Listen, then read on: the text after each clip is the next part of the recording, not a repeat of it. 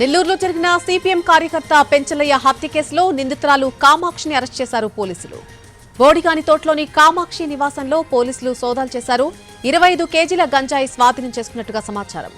2 రోజుల క్రితం పెంచలయ్యను హత్య చేశారు. కుమారుణ్ణి స్కూల్ నుంచి ఇంటికి తీసుకెళ్తున్న క్రమంలో వెంటాడి 9 మంది వ్యక్తులు పెంచలయ్యను కత్తులతో పొడిచి హత్య చేశారు. హౌసింగ్ బోర్డు ఆర్చ్ వద్ద ఈ హత్య జరిగింది. గంజాయి మత్తు పదార్థాలకు వ్యతిరేకంగా పనిచేస్తున్న పెంచలయ్య పోలీసులకు ఇన్ఫార్మర్ గా ఉంటూ ప్రజలకు అవగాహన కల్పించేవాడు. ఈ క్రమంలోనే కామాక్షి గంజాయి దందాకు వ్యతిరేకంగా పనిచేశాడు. దాంతో పాటు స్థానిక దేవాలయంలో పెంచలయ్య పెత్తనం పెరగడాన్ని కామాక్షి తట్టుకోలేకపోయింది. ఈ కారణంగానే తన ముఠా సభ్యులతో కలిసి పెంచలయ్యను చంపేసినట్టు పోలీసుల విచారణలో వెల్లడైంది. నెల్లూరులో జరిగిన సిపిఎం కార్యకర్త పెంచలయ్య హత్య కేసులో నిందితురాలు కామాక్షిని పోలీసులు అరెస్ట్ చేశారు. ఈ కేసుకు సంబంధించి మరిన్ని అప్డేట్స్ మా ప్రతినిధి వెంకటరమణ అందిస్తారు. వెంకటరమణ, సిపిఎం కార్యకర్త పెంచలయ్యను 2 రోజుల క్రితం ఆ కామాక్షి అండ్ గ్యాంగ్ దారుణంగా హత్య చేసింది. ఆ కేసుకు సంబంధించిన ప్రధాన నిందితురాలు అరవ కామాక్షిని కాసేపటి క్రితమే పోలీసులు అరెస్ట్ చేశారు.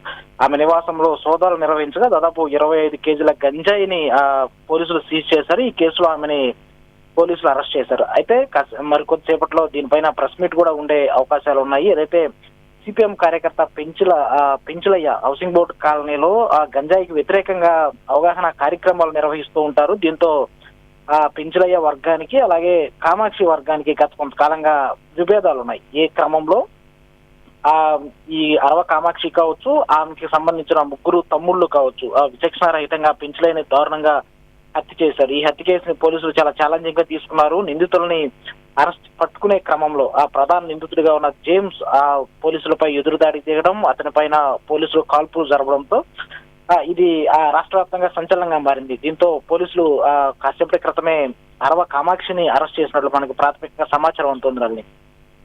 Right Venkat, thank you.